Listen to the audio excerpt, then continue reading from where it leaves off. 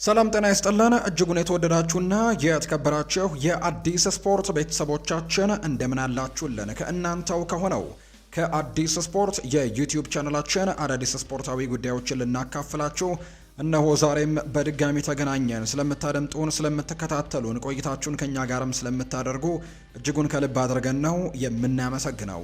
በዛሬ ፕሮግራማችን የተለያዩ ስፖርታዊ ጉዳዮችን ወደ እናንተ እያደረሰን ቆይታን የምናደርግ ነው የሚሆነው። ከነዚህ መካከል ትልልቆቹን የአውሮፓ ክለቦች የተመለከቱ እጅግ በጣም በርከት ያሉ ስፖርታዊ ጉዳዮችን እያነሳን ቆይታን እናደርጋለን። ፉአድ ባህሩ የዛሬውን ፕሮግራም እየመራው ከእናንተ ጋር ቆይታን አደርጋለሁ።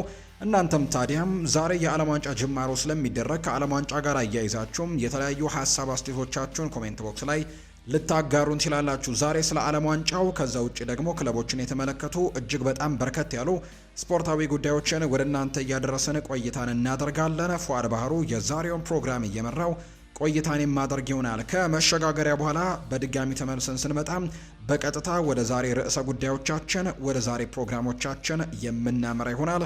ከመሸጋገሪያ በኋላ በድጋሚ እንገናኛለን። አብራችሁኝ ቆዩ።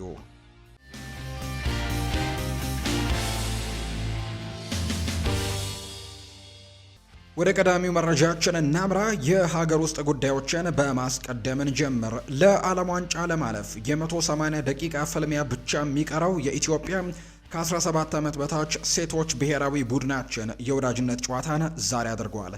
በአበበ ቢቂላ ስቴዲየም ከዩጋንዳ ጋር የተጫወተው ብሔራዊ ቡድናችን 3-3 በሆናቸው ውጤት ነው ጨዋታውን ያጠናቀቀው። ለብሔራዊ ቡድኑ ግቦቹን ሊዲያ እያሱ 2 ጎሎችን ማስቆጠር ችላለች። ምህረት አየለ ደግሞ ቀሪውን 1 ጎል ማስቆጠር ችላለች። ኢትዮጵያ ለዓለም ዋንጫው ለማለፍ በቀጣይ የመጨረሻ ዙር የማጣሪያ ጨዋታዋን ከዛምቢያ ብሔራዊ ቡድን ጋር ነው የምታደርገው። ጨዋታው የመጀመሪያው ጨዋታ ሰኔ 27 ቀን ይደረጋል። ከዛ ውጭ የመልሱ ጨዋታ ሐምሌ 5 እንደሚደረግ ነው የወጣላቸው መርሃ ግብር የሚያሳየው። የኢትዮጵያ ሴቶች ከ17 ዓመት በታች ብሔራዊ ቡድናችን ይህንን የደርሶ መልስ ጨዋታ ማሸነፍ የሚችል ከሆነ በቀጥታ ወደ ዓለም ዋንጫው ማለፉን የሚያረጋግጥበት ውጤት ይሆንለታል ተብሎም ይጠበቃል። ወደ ውጭ ሀገር ስፖርታዊ መረጃዎቻችን በቀጥታ እናምራ። ውድ ቤተሰቦቻችን ዛሬ የሚጀመረውን የዓለም ዋንጫ በማስቀደምን ጀመር። በጉጉት የሚጠብቁት ወይም በርካቶች በጉጉት የሚጠበቀው የዓለም ዋንጫ ዛሬ ጅማሮን ያደርጋል። እንግዲህ የ2026 ዓለም ዋንጫ ነው በዛሬው ዕለት ጅማሮን የሚያደርገው። ለ23ኛ ጊዜ የሚደረገው ታላቁ ውድድር በውድድሩ ታሪክ ለመጀመሪያ ጊዜም ከተለያዩ አህጉራት የተውጣጡ 48 ሀገራት ወርቃማውን ዋንጫ ለማንሳት የሚፋለሙበት ውድድር ይሆናል። ውድድሩ አሜሪካ፣ ካናዳ እና ሜክሲኮ በጣምራ በሚያዘጋጁት ሲሆን ይህም ደግሞ በሶስት ሀገሮች የሚደረግ የመጀመሪያው የዓለም ዋንጫ እንደሆነ ነው የሚታወቀው።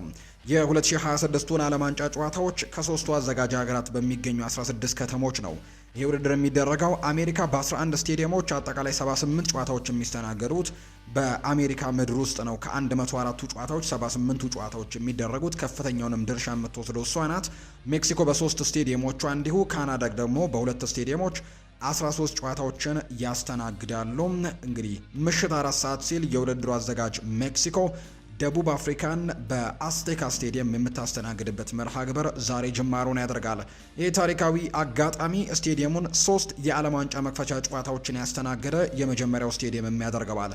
ውድድሩ ኒው ጀርሲ በሚገኘውና ከ82,000 በላይ ሰዎችን መያዝ በሚችለው ግዙፉ ሜት ላይፍ ስቴዲየም ነው ፍጻሜውን የሚያደርገው። ዛሬ ግን ጅማሮን በሜክሲኮ ሜዳ እንደሚደረግ ነው ይፋ የተደረገው። የዘንድሮ የዓለም ዋንጫ ከሌላው ጊዜ በተለየ መልኩ 4 ቡድኖችን የያዙ 12 ምድቦች የተከፈለ ሲሆን በእያንዳንዱ ምድብ አንደኛና ሁለተኛ ደረጃን ይዘው የሚያጠናቅቁ ቡድኖች እንዲሁም ደግሞ ምርጥ ሶስተኛ ደረጃን ይዘው የሚያጠናቅቁ 8 ቡድኖች በአጠቃላይ በድምር 32 ቡድኖች ማለትም ወደ ቀጣዩ ዙር እንደሚሻገሩ ነው ይፋ የተደረገው። ፊፋ ለዚህ ውድድር እጅግ ከፍተኛ የሆነ የገንዘብ ሽልማትን እንደመደበ ጭምር ይፋ ተደርጓል። በዚህ መሰረትም ሻምፒዮኑ ሀገር በ18 ካራት ወርቅ ከተሰራው ዋንጫ በተጨማሪ $50 ሚሊዮን የሚያገኝ ሲሆን ሁለተኛ ሆኖ የሚያጠናቅቀው ብሔራዊ ቡድን 33 ሚሊዮን ዶላር ይሸልማል። በተጨማሪም በውድድሩ ላይ ለሚሳተፉ እያንዳንዱ ብሔራዊ ቡድን $10.5 ሚሊዮን ለተሳትፎ ብቻ ያገኛሉ። ዛሬ ጁን 11 ጀምሮ እስከ ጁላይ 19 ፍጻሜውን የሚያገኘው ይሄ ቶርናመንት ከስቴዲየም መግቢያ ትኬቶች ዋጋ መናር፣ ከአየር ንብረት እንዲሁም ከፖለቲካል ጉዳዮች ጋር ተያይዞ ከወዲሁ በርካታ አነጋጋሪ ጉዳዮች እየተነሱበት የሚገኝ ውድድር ነው። ነገር ግን ጂያኒ ኢንፋንቲኖ ትላንትና በነበራቸው መግለጫ ላይ ግን እንደዚህ ዓለም ዋንጫ የሰመረ የለም ሲሉ ጭምር መናገራቸው የሚታወስ ነው። ይህንን ውድድር ለአሜሪካ መስጠታችን ምንም የሚያስቆጨኝ ነገር የለም፣ ምንም የሚያጸጽተኝ ነገር የለም ሲሉ ጭምር ይፋ አድርገዋል። እንደ አውሮፓውያኑ አቆጣጠር በ1930 ከተደረገው የመጀመሪያ ውድድር ጀምሮ እስካሁን ድረስ 8 ሀገራት ብቻ ናቸው የፊፋን የዓለም ዋንጫን ማሳካት የቻሉት። ብራዚል የዓለም ዋንጫን 5 ጊዜ አሳክታለች። በ1958፣ በ1962፣ በ1970፣ በ1994 እና በ2002 በማሸነፍ በታሪክ በርካታ ዋንጫዎችን ያገኘች ወይም የሰበሰበች ቀዳሚ ሀገር እንደሆነች ነው ይፋ የተደረገው። ተጠባቂው የ2026 የዓለም ዋንጫ ግን ዛሬ ምሽት በሜክሲኮ ነው የሚደረገው። በመክፈቻው አዘጋጁ ሀገር ሜክሲኮ ከደቡብ አፍሪካ ጋር ትገናኛለች። ብራዚላዊው ዳኛ ዊልተን ሳምፖዮ ደግሞ የመክፈቻውን ጨዋታ በመሃል ዳኝነት እንደሚመሩት ነው ይፋ የተደረገው።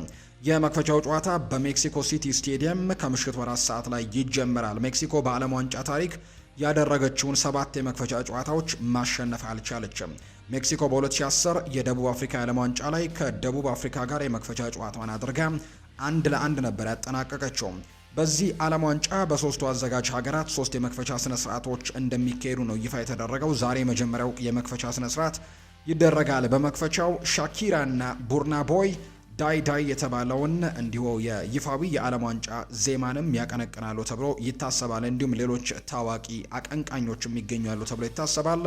በተለያዩ አማራጮችም ይህንን ውድድር መከታተል እንደሚቻል ይፋ የተደረገው። እንግዲህ እንደኛው በእኛ ሀገርም ሀገሬ ቴሌቪዥን ይህንን ጨዋታዎች እንደሚያስተላልፍ ይፋ ተደርጓል። ከዛ ውጪ ግን ዲኤስቲቪም ይህንን ውድድር እንደሚያስተላልፈው የሚያሳዩ መረጃዎች እንዳሉ ነው የተነገረው።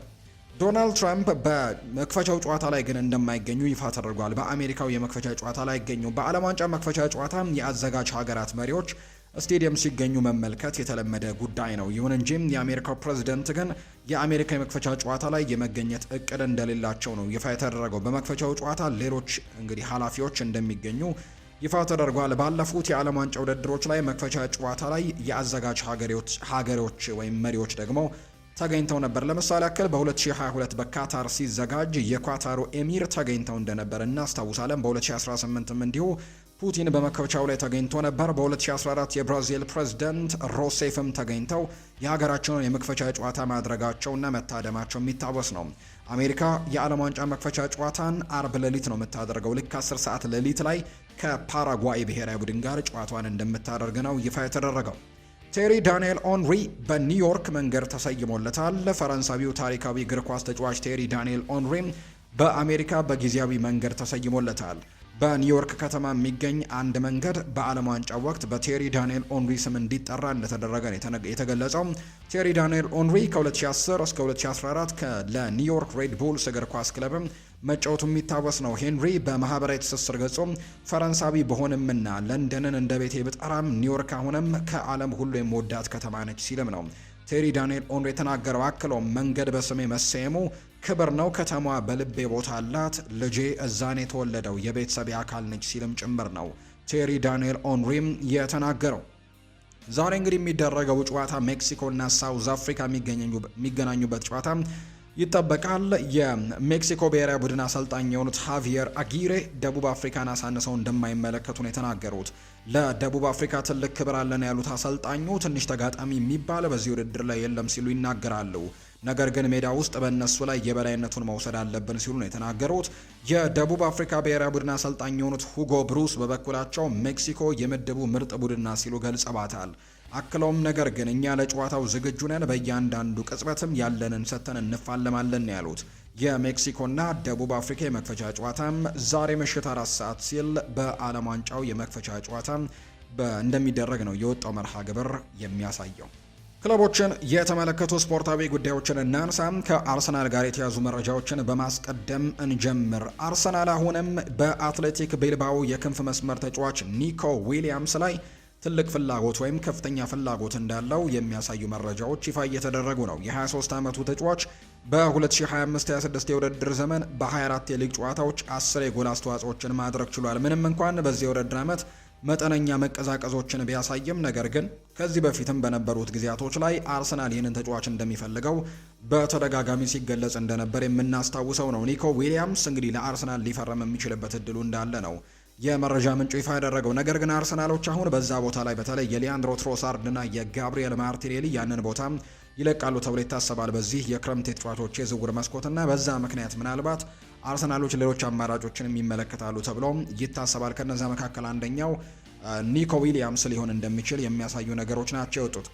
በቪክተር ዮኬሬሽ የዝውውር ስምምነት ላይ አምና ከስፖርቲንግ ሊዝበን ሲመጣ ተጫዋቹ በ55 ሚሊዮን ፓውንድ ቋሚ ክፍያና እየታየ የሚጨመር ደግሞ 8.5 ሚሊዮን ፓውንድ እንደፈረመ የሚታወስ ጉዳይ ነው። ተጫዋቹ 45 ደቂቃና ከዚያ በላይ በሚጫወትባቸው እያንዳንዱ 20 ጨዋታዎች ላይ እስከ 4.3 ሚሊዮን ፓውንድ አካባቢ ድረስ በየጊዜው ማለትም 1.08 ሚሊዮን ፓውንድ አርሰናል እንደሚከፍል የተረጋገጠ ጉዳይ እንደሆነ የሚታወቅ ነው።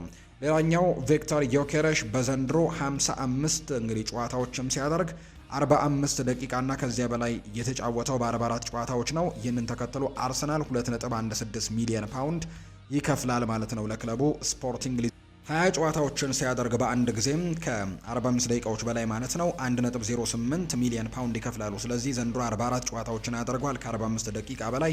ስለዚህም በዚህ መሰረት 2.16 ሚሊዮን ፓውንድ ይከፍላሉ። በግብ ተሳትፎቹ ከተመለከተን ለአርሰናል በአጠቃላይ 24 የግብ ተሳትፎችን ያደረገው ቪክተር ዮኬሬሽ 21 ግቦችን አስቆጥሮ 3 አሲስቶችን አድርጓል። በዚህ ስምምነት መሰረትም አርሰናል 430,000 ፓውንድ የሚከፍል ይሆናል። እንዲሁም አርሰናል ለቀጣዩ ዓመት ቻምፒየንስ ሊግ በሚያልፍበት እያንዳንዱ ዓመትም እስከ 4 ዓመታት ድረስም አርሰናል 860,000 ፓውንድም እንደሚከፍል ጭምር የሚያሳዩ መረጃዎች ናቸው በአጠቃላይ እየወጡ የሚገኙት። እየታየ ከሚጨመረው 8.5 ሚሊዮን ፓውንድ ውስጥም ስፖርቲንግ ሊዝበን በዘንድሮው የውድድር ዓመት ብቻ 3.88 ሚሊዮን ፓውንዱን እንደሚያገኙ የሚያሳዩ መረጃዎች እንዳሉ ነው ዘገባዎቹ እየጠቆሙ የሚገኙት። ኒውካስል ዩናይትዶች ሳንድሮ ቶናሊን ዝውውር መነሻ ዋጋው 100 ሚሊዮን ፓውንድ እንዲሆን እንደወሰኑ ነው ይፋ እየተደረገ የሚገኘው። ለጉዳዩ ቅርብ የሆኑ የመረጃ ምንጮች እንደሚናገሩት ሳንድሮ ቶናሊ ከአርሰናል፣ ማንቸስተር ሲቲ እና ማንቸስተር ዩናይትድ በጣም ትልቅ ትኩረት እየሳበ የሚገኝ እንደሆነ ተገልጿል።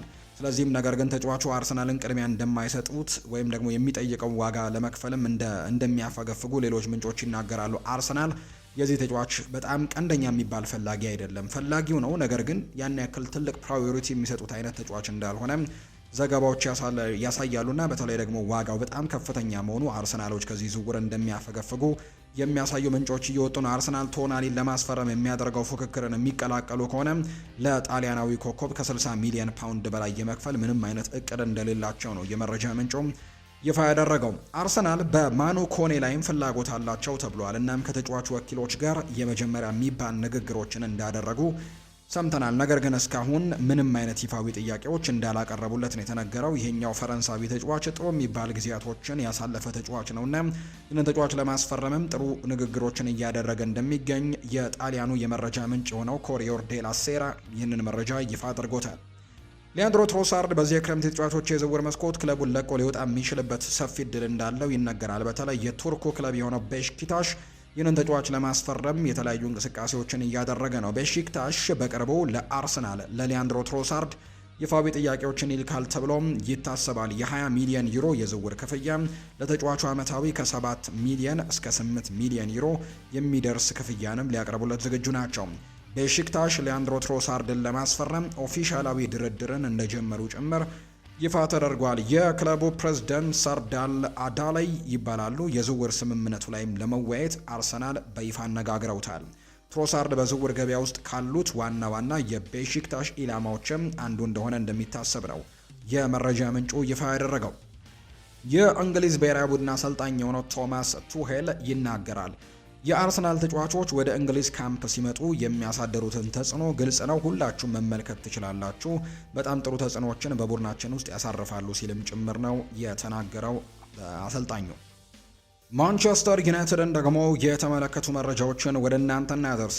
ከማንቸስተር ዩናይትድ ጋር ስሙ ሲያያዝ የነበረው ጀርመናዊው የመስመር ተመላላሽ እርግጥ ነው ከማንቸስተር ዩናይትድ ጋር ብቻ አይደለም፣ ከአርሰናልም ከሲቲ ጋርም ስሙ ሲነሳ ነበር። በተለይ ግን ማንቸስተር ዩናይትዶች በሉክ ሾው ቦታ ተተኪዎችን እየፈለጉ እንደሆነ ይታወቃልና በዛ ቦታ ላይ ከሚመለከቷቸው አማራጮች ከሉዊስ ሆል ቀጥሎ የሚመለከቱት አማራጭ ወደ ባየር ሚኒክ ለማምራት ከስምምነት እንደደረሰ የሚያሳይ መረጃን ዛሬ ፋብሪዚዮ ሮማኖ ይፋ አድርጓል። የተጫዋች ጀርመናዊው ናትናኤል ብራውን ነው በ65 ሚሊዮን ዩሮ ዋጋ አካባቢ ባየር ሚኒክን ለመቀላቀል መስማማቱ ይፋ ተደርጓል። ስለዚህ ማንቸስተር ዩናይትዶች ሌሎች አማራጮችን መመልከት እንዳለበት ነው ፋብሪዚዮ ሮማኖ መረጃውን ይፋ ያደረገው።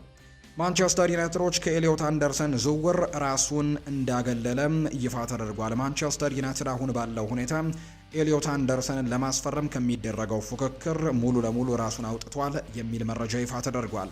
ማንቸስተር ዩናይትድ እዚህ ውሳኔ ላይ የደረሰው ተጫዋቹ ወደ ኦልድ ትራፎርድ ለመምጣትም በቂ ፍላጎት አለማሳየቱን ተከትሎ እንደሆነ ይፋ ተደርጓል። የዩናይትድ አመራሮች ክለቡን ፈልገው ለሚመጡና ሙሉ በሙሉ ቁርጠኛ የሆኑ ተጫዋቾችን ብቻ ነው ማስፈረም የሚፈልጉት። በተደጋጋሚ ጊዜም የሚገለጸው ይሄኛው ነው። በኤሊዮት አንደርሰን ዝውውር ጉዳይ ላይ ግን ይህንን አቋማቸውን በተግባር እንዳሳዩ እየተነገረ እንደሚገኝ ነው የቢቢሲ ስፖርቱ ሳይመን ስቶን የመረጃ ምንጭ ይፋ ያደረገው።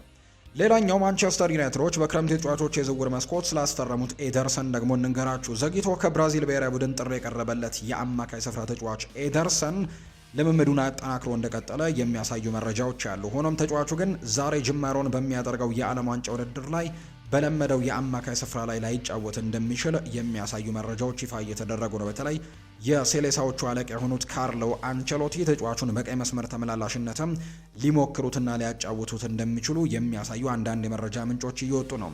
ከሰሞኑን በተደረጉ የብሔራዊ ቡድኑ ልምምዶች ላይም ያንን ቦታ ሲሞክረው እንደነበር፣ በዛ ቦታ ላይም ልምምድ ሲያከናውን እንደነበር ነው የሚያሳዩ መረጃዎች በትልቁ እየወጡ የሚገኙትና በተለይም የዌስሌይ መጎዳትን ተከትሎ ጥሪ የቀረበለት የተጫዋች በዛ ቦታ ላይ ሊሞከር እንደሚችልና በዚህ ዓለም ዋንጫ ላይ ያንን ቦታ እንዲሞክርም እንደሚደረግ ነው። በተለይ ካርሎ አንቸሎቲም ያንን ነገር በሰሞኑን በነበሩት ልምምዶች ላይ ሲያለማምዱት እንደነበር የሚያሳዩ መረጃዎች ይፋ ተደርገዋል። ፓትሪክ ዶርጉ በካሪክ ስር በክንፍ አጥቂነት ሚና እንደሚቀጥል ይጠበቃል። ዩናይትድ ለግራ መስመር ተመላላሽ ቦታውም አንቶኒ ሮቢንሰንን ሌላኛው በእጩ ውስጥ ያካተተው ስም እንደሆነ እየተነገረ ነው። በተጨማሪም ሉዊስ ሆል አሁንም በፍላጎታቸው ውስጥ ሲሆን እድሉ ከተፈጠረም ወዲያውኑ ጥያቄ ያቀርባሉ ተብሎ ይታሰባል ለሉዊስ ሆል። ነገር ግን ምናልባት የሉዊስ ሆል ጉዳይ ግን የማይሳካላቸው ከሆነ ምናልባት ፊታቸውን ወደ ፉልሃሙ ተጫዋች አንቶኒ ሮቢንሰን ሊያዞሩ የሚችሉበት እድሉ እንዳላቸው ጭምር እየተገለጸ እንደሚገኝ ነው ዘገባዎቹም እየጠቆሙት። ሌላኛው ማንቸስተር ዩናይትድ በዚህ ውድድር ዓመት በኤሚሬትስ ስቴዲየም አርሰናልን 3-2 ያሸነፈበት ጨዋታ የእንግሊዝ ፕሪምየር ሊግ የ2025-26 የውድድር ዓመቱ የዓመቱ ምርጥ ጨዋታ በመባል መመረጡን ዛሬ ደግሞ የእንግሊዝ ፕሪምየር ሊግ ይፋ እንዳደረገው ነው ዘገባው የጠቆመው። እንግዲህ ቤስት ማች ኦፍ ደ ይር የሚለውን ሽልማትም አርሰናልና ማንቸስተር ዩናይትድ በኤሚሬትስ ስቴዲየም ያደረጉትና በዩናይትድ 3-2 አሸናፊነት የተጠናቀቀው ጨዋታ እንደተመረጠ ነው መረጃዎቹ ይፋ ያደረጉት። የሊቨርፑል ጉዳዮችን ውድ ቤተሰቦቻችን እንንገራቸው። ሊቨርፑል በአደም ዋርተን ላይ በጣም ትልቅና እውነተኛ የሚባል ፍላጎት እንዳለው የሚያሳዩ መረጃዎች እየወጡ ይገኛሉ። ቤን ጃኮብስ እንደሚናገረው ከሆነ ሊቨርፑል የመሃል ሜዳውን ሁኔታ እንግዲህ ለማሳደስ ትልቅ እንቅስቃሴዎችን ያደርጋል ተብሎ ይታሰባል። ነገር ግን ከክለቡ እንደሚወጡ ግን ማን እንደሚወጣ መታየት ይኖርበታል መጀመሪያ ተብሏል። ምክንያቱም ከአንድ ተጫዋች በላይ ሊያስፈርሙ የሚችሉበት እድል አላቸው። ምክንያቱም ተጫዋቾች የሚለቁባቸው ከሆነ ለምሳሌ ያክል አሌክሲ ማካሊስተርን በተመለከተ በርከት ያሉ ክለቦች ፍላጎት እንዳላቸውና ተጫዋቹም የመልቀቅ እድል እንዳለው በተደጋጋሚ ሲገለጽ እናስታውሳለን። በዚህ ምክንያትም ሊቨርፑሎች አደም ዋርተንን ይፈልጉታል። ከዛ ውጭ ግን ሌሎች የሚለቁ ተጫዋቾች የሚኖሩ ከሆነ ግን ከሌሎች ክለቦችም ተጫዋቾችን ለማስፈረም ጥረቶችን የሚያደርጉበት እድል እንዳለ ነው ቤን ጃኮብስ መረጃውን ይፋ እያደረገ የሚገኘው።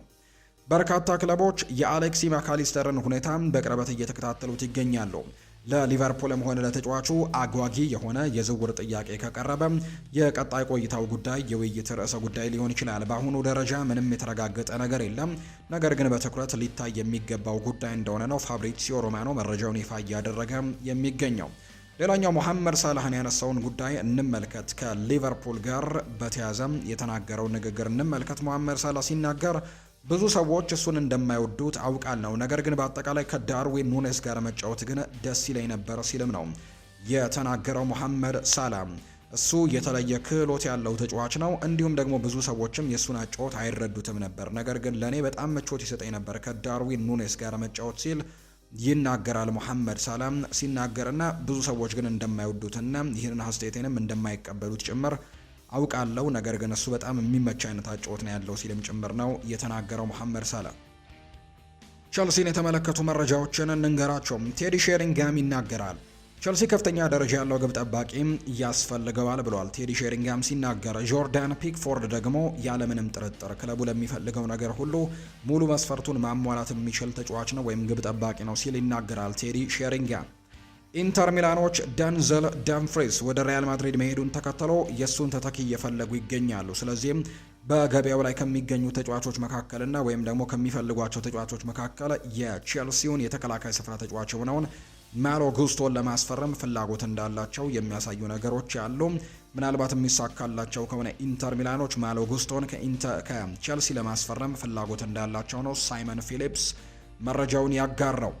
ማሎ ጉስቶ ይናገራል። ለፈረንሳይ ብሔራዊ ቡድን መጫወቴ በጣም ያኮራኛል። እንዲሁም በዓለም ዋንጫ ላይ እንደምጫወትም ተስፋ አደርጋለሁ። ኳስ መጫወት ከጀመርኩበት ጊዜ ጀምሮ ይሄ የኔ ህልም ነበር ሲል ይናገራል ማሎ ጉስቶ። በዚህ ክረምት የቼልሲ ዋና የዝውውር ኢላማ ቱርካዊው አማካይ አርዳ ጉሌር ነው ተብሏል። እንደ ዘገባው ከሆነ አርዳ ጉሌር በቻቪ አሎንዞ ስር መጫወት ይፈልጋል። ቻቪ አሎንዞም በሪያል ማድሪድ ቆይታው ወቅትም አርዳ ጉሌርን ከሚያምንባቸው ተጫዋቾች አንዱ አድርጎ ይመለከተው ነበር። በቅርብ ጊዜያቶችም ከተጫዋቹ ካምፕ ጋር ቀለል ያሉ ውይይቶች እንደሚደረጉ ነው የመረጃ ምንጮቹም ይፋ ያደረጉት። ቸልሲ በስፖርቲንግ ሊዝበን በሚጫወተው ተከላካይ ኦስማን ዲያማንዴ ላይም ጠንካራ ፍላጎት ካላቸው ክለቦች አንደኛው ነው ተብሏል። የ22 ዓመቱ የመሃል ተከላካይ 50 ሚሊዮን ዩሮ አካባቢ ገደማ የተገመተ ሲሆን አርሰናልና ሊድስ ዩናይትድም የስፖርቲንግ ሊዝበኑን ተከላካይ ኦስማን ዲያማንዴን እየተመከታተሉት ከሚገኙ ክለቦች መካከል ይጠቀሳሉ ብለዋል ከቼንድ ኦፍ ሳይድ የመረጃ ምንጭ። የማንቸስተር ሲቲን ጉዳይ እንመልከት። ባርሴሎና ለሄስኮ ግቫርዲዮል ቦነሶችን ጨምሮ የ80 ሚሊዮን ዩሮ ጥያቄን እንዳቀረበ ይፋ ተደርጓል። ነገር ግን ማንቸስተር ሲቲ ጥያቄውን ወዲያውኑ ውድቅ በማድረግ የተጫዋቹን ኮንትራት ለማራዘም እየሰራ ነው ተብሏል። በተጨማሪም ሪያል ማድሪድ በተጫዋቹ ላይ አሁንም ፍላጎት እንዳላቸው ይነገራል። ተጫዋቹም ወደ ማድሪድ የማምራት ፍላጎቶች እንዳሉት በቅርቡ በሰጠው አንድ ጋዜጣዊ መግለጫ ላይ ተመልክተናል እና ምናልባት የሚሳካለት ከሆነ ሪያል ማድሪድ የሆነ ጊዜ ላይ መጫወት እንደሚፈልግ ነገር ግን አሁን ይሆናል ብሎ ግን አሁን ላይ ግን እንዳልሆነ ሲናገር እንደነበር ነው ዘገባዎች የወጡትና ምናልባት ወደ ሪያል ማድሪድ የሚያመራበት እድል ይኖራል ተብሎ ይታሰባል። ኖቲንግሃም ፎረስት ለኤሊዮት አንደርሰን 110 ሚሊዮን ፓውንድ ቅድመ ክፍያና ተጨማሪ ደግሞ 20 ሚሊዮን ፓውንድ በጥቅሉ 130 ሚሊዮን ፓውንዶችን ክፍያ ይፈልጋል። እናም በቅርቡ ከማንቸስተር ሲቲ ጋር ስምምነት ላይ ይደርሳል ተብሎ እንደሚጠበቅ ነው የመረጃ ምንጩ ይፋ ያደረገው። በዚሁ የሪያል ማድሪድ ጉዳዮችንም እናንሳ። ጆዜ ሞሪኒዮ ሌላ ትልቅ ስም ያለው ጋላክቲኮ ተጫዋችን ወይም አጥቂን አይፈልጉም። እሳቸው መገንባት የሚፈልጉት ጠንካራና ሚዛኑን የጠበቀ ቡድንን ነው። ሞሪኒዮ በቪኒሲዮስ ጁኒየር እና በኬሊያን ምባፔ አማካኝነትም የቡድኑ የፊት መስመር ፍጹም በሆነ መልኩ መሸፈኑን ያምናሉ። ስለዚህ ሌላ ወሳኝ የሚባል አጥቂ ጋላክቲኮ ተጫዋችን የማምጣት በአጥቂ መስመሩ ላይ ፍላጎቱ የላቸው። ጆዜ ሞሪኒዮ ከዛ ይልቅ ግን ቪታኒያና ማቲያስ ፈርናንዴስ ለቡድኑ ማጠናከሪያዎች እንዲሆኑና ቦርዱ ለማስፈረም እንደጠየቀ ነው ካንዴና ሴር የተባለ የመረጃ ምንጭ ይፋ ያደረገው። ስለዚህ ሞሪኒዮ የሚፈልጉት ቪታኒያንና ማቲያስ ፈርናንዴስን ማስፈረም እንደሆነ ነው የተነገረው። ምንም እንኳን ስምምነት ላይ ተደርሷል የሚሉ ዘገባዎች ቢወጡም በኮሞና በሪያል ማድሪድ መካከል ስለ ጎንዛሎ ጋርሲያ የተደረጉ ምንም አይነት ስምምነቶች የሉም ተብሏል። ጎንዛሎ ጋርሲያ እስካሁን ድረስ ከ5 በላይ የዝውውር ጥያቄዎች የቀረቡለት ሲሆን የተሻለው አማራጭን እየገመገመ እንደሚገኝ ነው ፋብሪዚዮ ሮማኖ መረጃውን ይፋ ያደረገው። በዓለም ዋንጫው በሚኖረው የተደራረበ ስኬጁል የተነሳ ሪያል ማድሪድ ወደ አሜሪካና ኤዥያ ሄዶ የሚያደርገውን የክረምት አቋም መለኪያ ጨዋታዎችን እንደሰረዘ ይፋ አድርጓል። ማርካ ሪያል ማድሪድ የሚኖረው ስፔን ውስጥ የሚደረግ የወዳጅነት ጨዋታ ላይ ብቻ ነው ብሏል። ማርካ እንዳወጣው መረጃ በሪያል ማድሪድ እና በጆዜ ሞሪኖ ስብሰባ ላይ የተከላካዮች ጉዳይ የተነሳ ሲሆን ሄስኮ ግቫርዲዮል የዝርዝሩ አናት ላይ መሆኑና ማንቸስተር ሲቲም ለተጫዋቹ አዲስ የኮንትራት ማሻሻያ ጥያቄ እንዳቀረቡለት ተጠቁሟል። የካላፊዮሪ ዝውውርን በተመለከተ እስካሁን የላቀ ደረጃ ላይ አልተደረሰም ብሏል ፋብሪዚዮ ሮማኖ ሲናገር። ሪያል ማድሪድ ቅድሚያ የሚሰጠው ጉዳይ በመሃል ተከላካይ ላይ መጫወት የሚችልና አስፈላጊ ሆኖ ከተገኘም የግራ ተከላካይን ቦታ የመሸፈን እድል ያለው አዲስ ተከላካይን በስብስብ ውስጥ ስለማካተት እንደሆነ ይፋ እየተደረገ ይገኛል።